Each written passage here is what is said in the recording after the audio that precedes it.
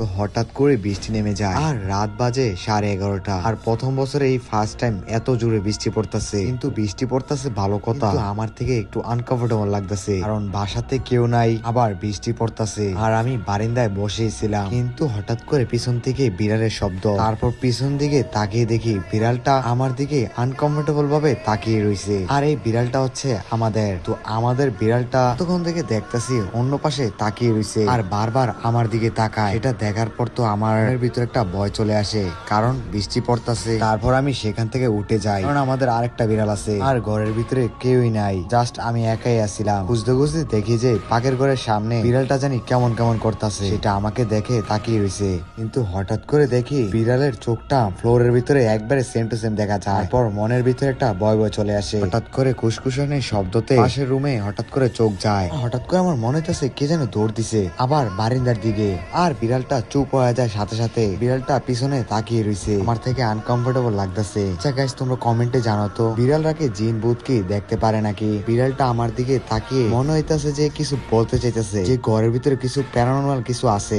আর guys, তোমরা ভিডিওটাকে like চ্যানেলটা সাবস্ক্রাইব করে টিকটকে ফলো করে দাও। তো আমাদের ঘরের দুইটা বিড়াল অস্বাভাবিক আচরণে আমার না ভয় ভয় লাগতেছে, জানি না বাকি রাতটা কিভাবে যায়। তো সবাইকে জানাই আল্লাহ হাফেজ।